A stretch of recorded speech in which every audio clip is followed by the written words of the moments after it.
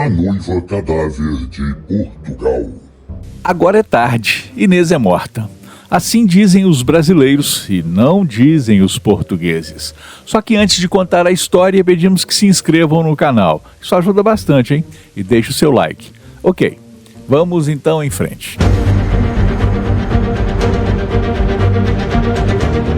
A maioria dos portugueses não conhece essa frase. Agora é tarde, Inês é morta, que os mais velhos usam tanto no Brasil. Claro que alguém deve conhecê-la em Portugal, afinal, existem mais de 10 milhões de portugueses. Os portugueses mais velhos podem até se lembrar de alguém que tenha proferido algo parecido sobre uma Inês que teria morrido e que, consequentemente, não carecia de mais nada, nem mesmo de carpideiras sobre o seu cadáver. Eu mesmo repeti esse provérbio que quer dizer já foi, já passou, esquece isso, não tem mais jeito. Os brasileiros, em sua maioria, usam a frase e nem se dão ao trabalho de saber quem era a infeliz falecida, de onde veio, para onde foi e se morreu de morte matada ou morrida. Claro que no Brasil, alguém deve conhecer a história. Existem mais de 200 milhões de brasileiros. Inês era uma linda portuguesa que viveu no século XIV.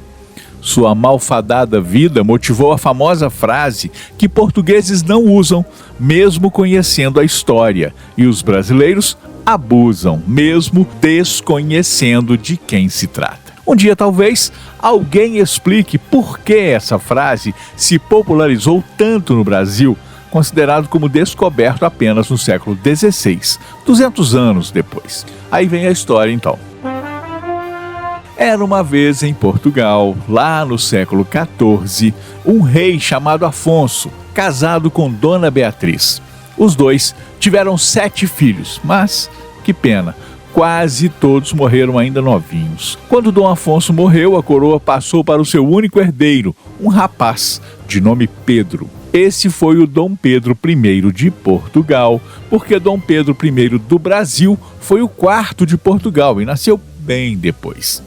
Um dia, o jovem Pedro I de Portugal, ainda príncipe, casou-se com uma jovem chamada Constança, uma infeliz nobre que vivia num castelo, como acontece nos contos de fada. Era prisioneira do rei castelhano, que não quis se casar com ela. O pai de Constança, para tirar a filha daquele lugar, acabou arranjando um casamento para ela. E o noivo era o jovem Pedro, príncipe de Portugal. O casamento foi feito por procuração, mas nem casada a menina pôde ver o marido. O rei de Castela não permitiu que Constança deixasse suas terras. Eram assim as coisas para as mulheres naquela época. Ainda hoje, acontecem coisas semelhantes a isso com elas, em vários lugares do mundo. Um horror, né? Uma desavença estourou entre os reinos de Portugal e de Castela por conta disso tudo. Pedro queria ver a sua esposa, o rei castelhano não liberava, um puxava de cá, o outro de lá. A situação só melhorou entre os reinados por causa da ameaça feita pelos mouros de voltar a assumir as terras dos dois. Nada como um inimigo comum para pacificar tudo. Diante dessa ameaça, os reis de Portugal e Castela se uniram e enfrentaram juntos os mouros e venceram. Pois bem, até que enfim Pedro conseguiu se aproximar de Constança. O casamento de verdade aconteceu em Lisboa. Tudo era festa e alegria, e os dois pareciam que iam viver felizes para sempre. Só que não. Este não é um conto de fadas. A vida prega peças nos pobres e nos nobres.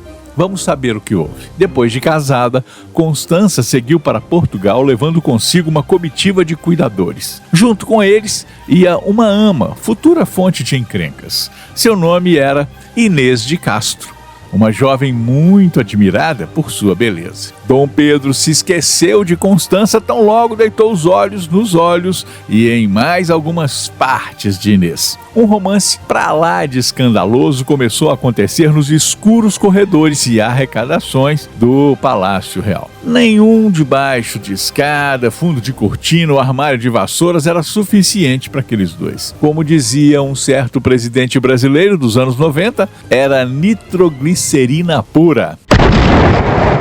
Constança, que não era parva, percebeu a coisa toda. Então resolveu convidar a amante do marido para ser a madrinha do primeiro herdeiro do príncipe. A ideia não era ruim. Segundo o costume da época, uma comadre, no caso Inês, não poderia ter intimidades de alcova ou de armário de vassouras com o compadre, no caso o príncipe. Seriam vistos como pecadores incestuosos. Só que não adiantou nada. O bebê morreu. Morriam muitos bebês naquela época. Mas mesmo se não tivesse morrido, o rala e rola ia continuar como continuou. A fofoca na corte real correu ainda mais desembolada. E como desgraça pouca sempre foi bobagem, o pai de Pedro, o rei Afonso IV, não gostou nem um pouco dessa história de seu filho com a ama Inês de Castro. Sabem por quê? A jovem Inês, amante de Pedro, era a filha natural de um cavaleiro da Galícia, um nobre que desejava que Portugal passasse a pertencer ao reino de Castela, uma petulância, e ele e seus filhos desejavam que o rei Afonso IV, conhecido como o Cruel, deixasse a coroa e virasse súdito do rei castelhano. É claro que isso tinha tudo para dar ruim, né? Nem pensar, pensou o rei português, preciso pensar em alguma coisa. Um dia, a esposa de Pedro, Constança, morreu. Nem chegou a ser rainha de Portugal.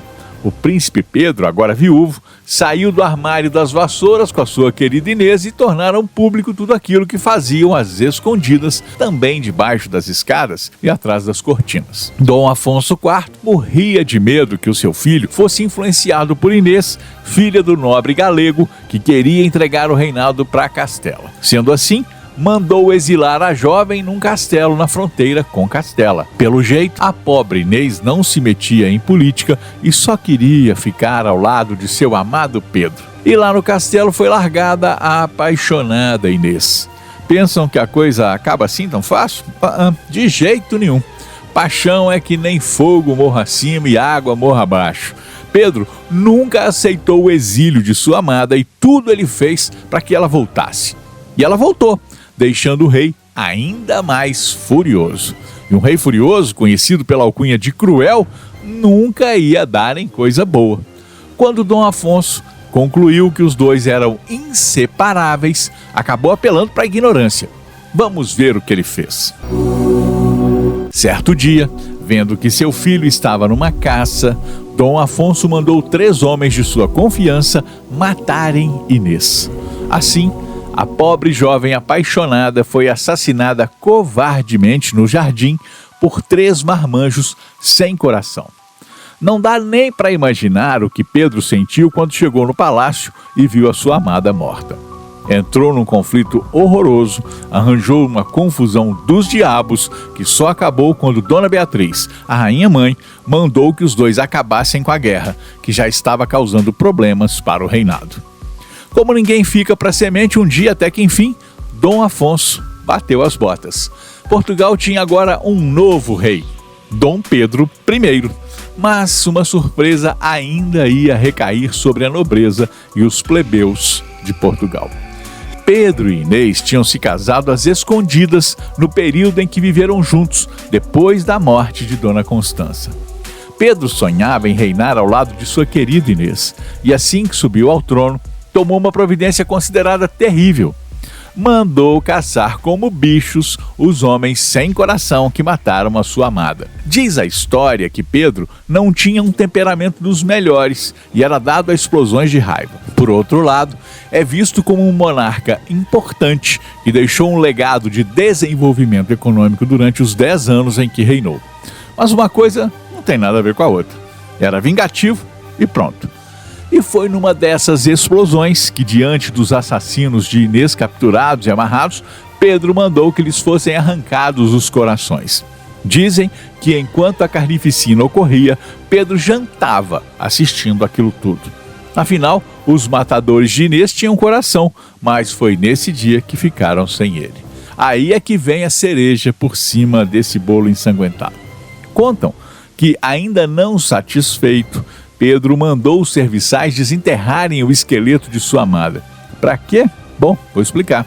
Para vesti-lo com os trajes de rainha e colocar naquele monte de ossos uma coroa e um anel. Com o esqueleto de Inês enfeitado e sentadinho no trono ao lado do rei, Pedro mandou que a corte inteira Do valete ao bobo da corte, dos conselheiros às duquesas, todos, sem distinção, fizessem uma fila para beijar a mão da rainha dos ossos. Entre cochichos podiam-se ouvir as críticas por tamanha destemperança. Eca, beijar osso, diziam alguns. Que nojo, diziam outros.